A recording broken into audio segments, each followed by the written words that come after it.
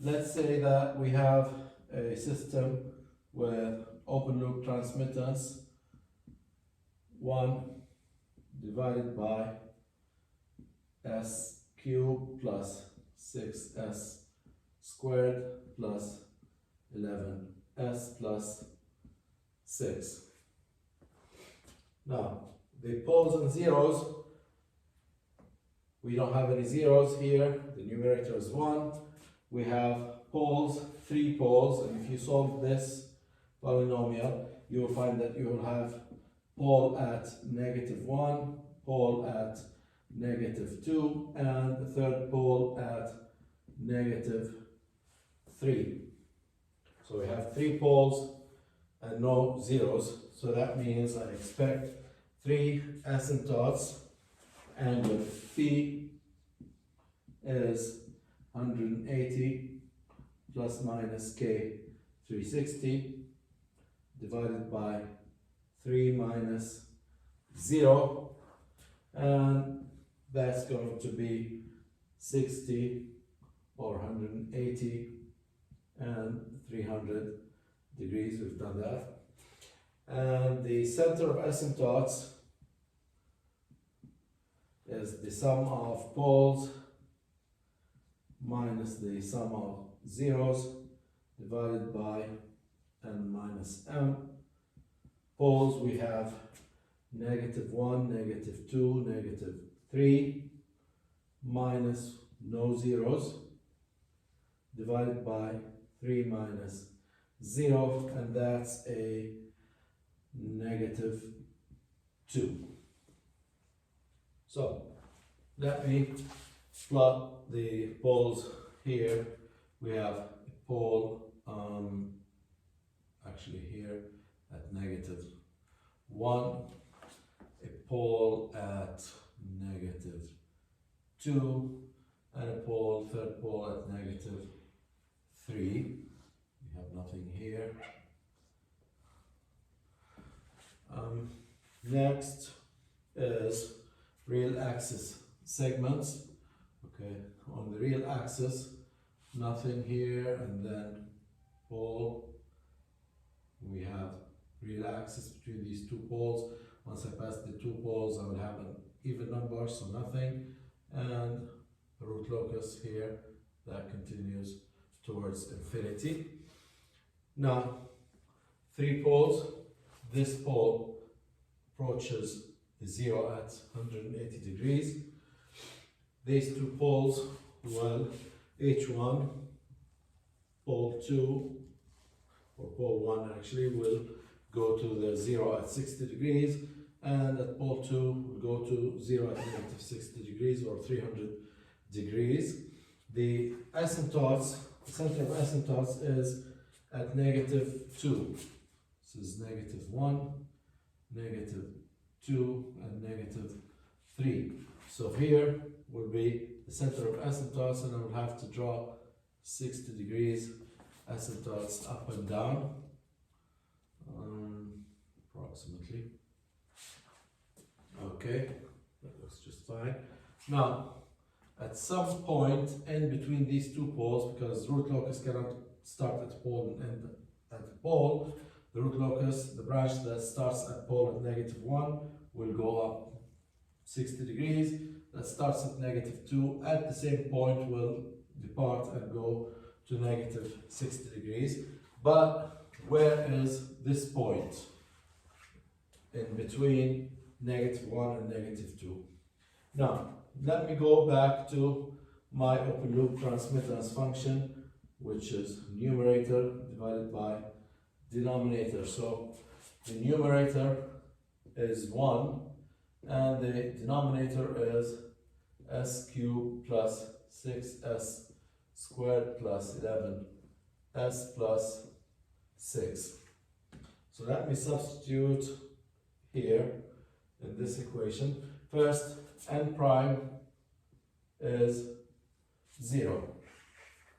D prime is 3s squared plus 12s plus 11 plus 0.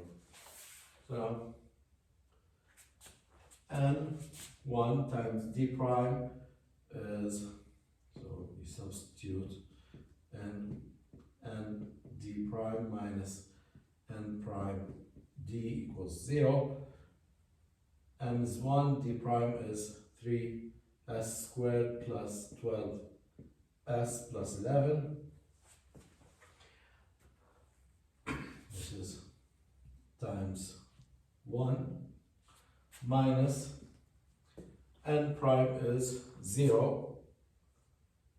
So this n prime d is 0 basically. So this is 0. So basically I have 3s squared plus 12s plus 11 equals 0. And I will have to solve this polynomial for two values of s. So now when I solve this polynomial for the two roots, I will get the two values, negative 1.4 and negative 2.6 for this polynomial. Now which one of those two is the breakaway point? Negative 1.4 is somewhere here on this root locus. Negative 2.557 is here where we have no root locus. So this cannot be a root on the root locus. So this cannot be the breakaway point, and this must be the breakaway point at negative 1.423. So the breakaway point here at negative 1.423, and that's where the branch from pole 1 departs and goes to the 0 at 60, and the root branch that starts from pole 2 departs at the same point and symmetrically approaches the 0 at negative 60. Now let's have another example. We have an open loop transmittance GH of S equals S plus 10 divided by S times S plus 5. I will have a 0 at negative 10. I have a pole at S equals 0. And I have a second pole at negative 5. So we have two poles, 1, 0. We have one missing 0. Phi is 180 degrees plus minus K 360 divided by number of poles minus number of zeros. So that's 180 plus minus K 360 divided by 2 poles minus 1, 0, and that's 180 degrees, and that's one angle for one missing pole. Let me draw the poles and zeros here. Now let's draw the real axis segments off, on, between the two poles, and then off, and then on to infinity. And that's obviously where the missing 0 is. Now, root locus between two poles, the root locus must depart from the real axis. There should be a breakaway point because root locus cannot start from a pole and go to another pole. So as for the center of asymptotes, the asymptote is at 180 degrees. So really it does not matter from which point I draw this horizontal line, because it's always going to be on the real axis. So I'm going to skip the center of asymptotes step. Now, to find the breakaway points, the numerator is S plus 10, denominator is s squared plus 5s, which means that n prime is 1 and d prime derivative is 2s plus 5. Now substitute n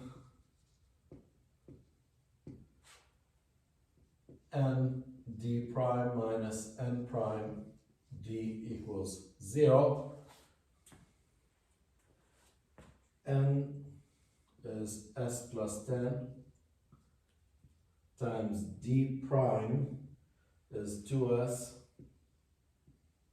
plus 5 minus n prime is 1 times d, which is s squared plus 5s equals 0.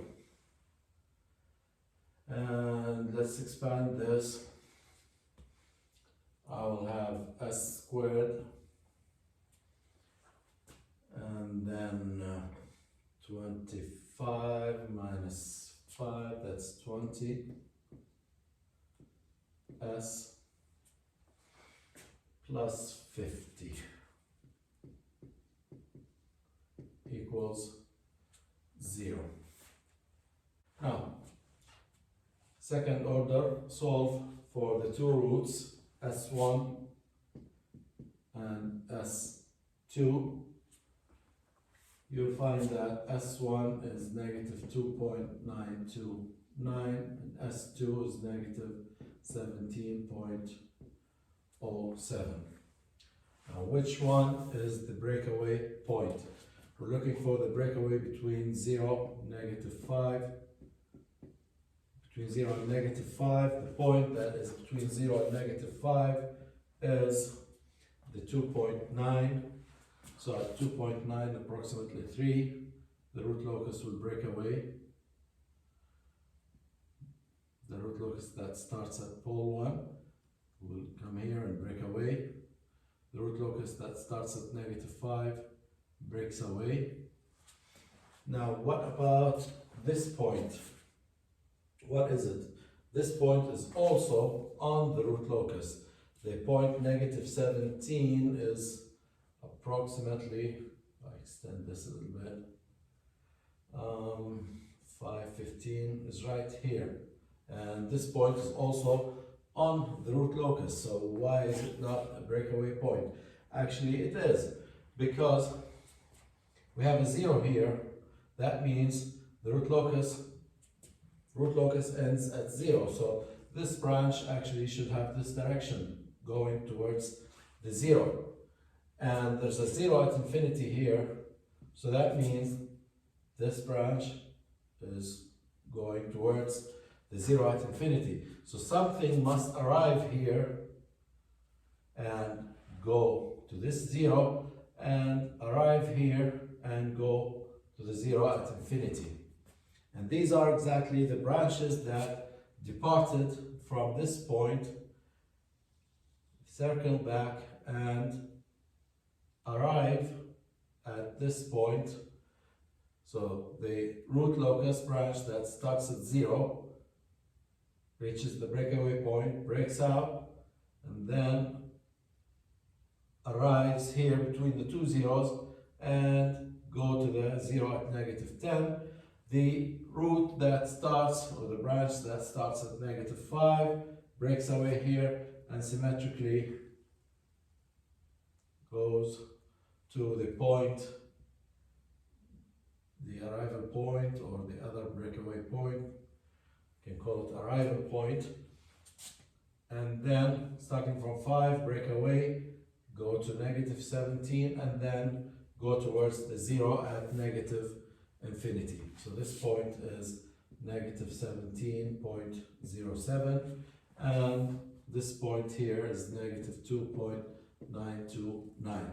So breakaway points can occur between two poles or two zeros, because you can never have a root branch that extends from a pole to a pole or from a zero to a zero. If we have two poles, the root locus must break away, and if we have two zeros, the root locus must arrive at a breakaway point and then split in two directions, one direction to each zero in the root locus.